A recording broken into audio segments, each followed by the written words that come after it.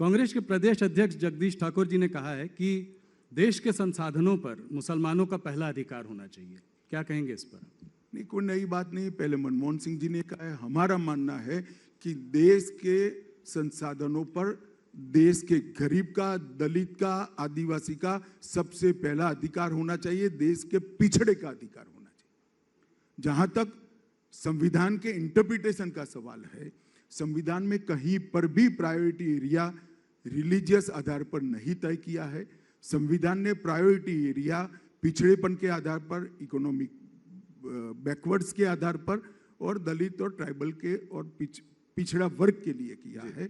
और भारतीय जनता पार्टी मानती भी है, करती भी है। और नरेंद्र भाई ने 8 साल के अंदर, हमारे देश के प्रधानमंत्री जी ने इस देश में हर गरीब के घर में घर पहुंचाने का काम किया है, घर में बिजली पहुंचाने का काम किया है, घर में गैस पहुंचाने का काम किया है, घर में शौचालय पहुंचाने का काम किया है, घर में आरोग्य की सारी सुविधाएं पहुंचाने का काम किया है। और हर घर में शुद्ध पीने का पानी, नल से जल आज काफी हद तक आगे बढ़ चुका है। इसके साथ साथ जब कोरोना का संकट आया, 80 करोड़ लोगों के घर के अंदर प्रति माह, प्रति व्यक्ति 5 किलो राशन पहुंचाने का भी काम किया है। हम स्पष्ट रूप से मानते हैं कि देश के संसाधनों पर धर्म की मान्यता के आधार पर किसी का अधिकार नहीं होना चाहिए। देश के संसाधनों पर इस देश के दलित, आदिवासी, पिछड़े और गरीब का अधिकार होना चाहिए, चाहे वो किसी भी धर्म के हो, हिंदू हो, मुस्लिम हो, क्रिश्चियन हो, कोई भी हो, इसका अधिकार होना चाहिए, मगर गरीब का अधिकार होना चाहिए। अमित जी, कांग्रेस के मैनिफेस्टो में एक इंटरेस्टिंग बात कही है। उन्होंने ये कहा है कि अगर वो पार्टी पावर में आई तो नरेंद्र मोदी स्टेडियम का नाम बदलकर सरदार पटेल स्टेडियम करेंगे। इसके बारे में आपकी क्या विचार है? मैं तो धन्यवादी हूं, आपने सवाल पूछ लिया। मैं अखबार में देख रहा था, अब आपने पूछ ही लिया है तो यहीं पर जवाब स्पष्ट कर देता हूं। सबसे पहली बात, कांग्रेस को सरदार पटेल का नाम देने का अधिकार ही नहीं है। पूरा जीवन सरदार को इतिहास में उचित स्थान न मिले, इसके पीछे एक गांधी नेहरू परिवार ने लगा। सरदार पटेल की अंत्येष्टि से लेकर, सरदार पटेल का स्मारक बनने से लेकर, सरदार पटेल को भारत रत्न देने तक कोई भी काम इन्होंने रोड़ा अटकाने के अलावा नहीं किया। नरेंद्र भाई ने विश्व की सबसे बड़ी ऊंची प्रतिमा यहां पर सरदार साहब के स्मारक में बनाई। क्या बात कर रहे हो, सरदार किया। नरेंद्र भाई ने देश भर के 8.5 करोड़ किसानों के औजारों का लोहा पिघलाकर किसान नेता सरदार पटेल का, लौह पुरुष सरदार पटेल का विश्व का सबसे बड़ा पुतला बनाने का बात। एक भी कांग्रेसी नेता आज तक वहां पर पुष्पांजलि करने नहीं गया। प्रतिमा किसने भी बनाई हो, आपके शासन में बहुत सारी प्रतिमा बनी है महापुरुषों की, हम जाते हैं, आदर भाव व्यक्त करते हैं।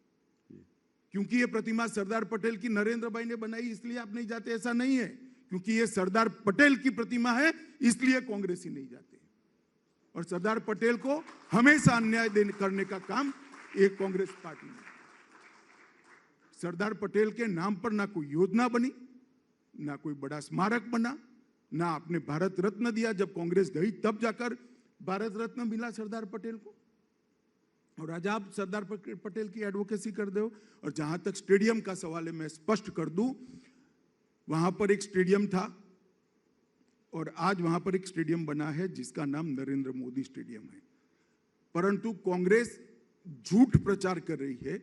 वहां पर एक कॉम्प्लेक्स बना है, स्पोर्ट्स कॉम्प्लेक्स बना है, जिसमें टोटल 18 स्टेडियम बनने वाले हैं। उसमें से एक नरेंद्र मोदी स्टेडियम है और वो पूरे स्पोर्ट्स कॉम्प्लेक्स का नाम सरदार पटेल स्पोर्ट्स कॉम्प्लेक्स रखा गया है। सरदार पटेल के नाम को, उनकी स्मृति को हमने एक्सपांड कर एक की जगह 18 स्टेडियम में लगाने का काम ये भारतीय जनता पार्टी की सरकार है। जिनके पास कोई मुद्दे नहीं होते हैं वो इस प्रकार के मुद्दे। और क्या समझते हो आप गुजरात की जनता? गुजरात की जनता आपके झूठी बातों में आ जाएगी। नरेंद्र भाई मोदी के प्रधानमंत्री बनने के बाद, भारतीय जनता पार्टी की सरकार बनने के बाद सरदार पटेल की फोटो लगाना शुरू किया है। 50 साल तक कांग्रेस के स्टेज के पीछे कभी सरदार पटेल की फोटो हमने नहीं देखी। 50 साल तक कांग्रेसियों के मुंह से सरदार पटेल का नाम हमने नहीं सुना। इतना बड़ा स्मारक बना, एक भी कांग्रेसी नेता वहां पुष्पांजलि करने नहीं गया, और आप सरदार पटेल की बात करते हो। भाई, भारतीय जनता पार्टी का हर कार्यकर्ता मानता है कि सरदार पटेल न होते तो आज ये देश का स्वरूप न होता, देश अखंड न होता, देश का आज का संविधान भी न होता। सरदार पटेल के योगदान के लिए हमें कांग्रेस से सीखने की जरूरत नहीं है, न इनकी स्मृति के लिए कुछ करने की जरूरत है। वही स्टेडियम पर एक बहुत बड़ा स्पोर्ट्स कॉम्प्लेक्स बनाकर सरदार पटेल स्पोर्ट्स कॉम्प्लेक्स उसका नाम रखा गया है, और वहां आने वाले दिनों में चुनाव के बाद द्रुत गति से शुरू हो जाएगा। 18 अलग अलग खेलों के स्टेडियम बनेंगे, और अगर हम ढंग से परफॉर्म कर पाए तो वहां पर ओलंपिक भी होगा। विश्व का Olympic Sardar Patel sports complex के अंदर होगा।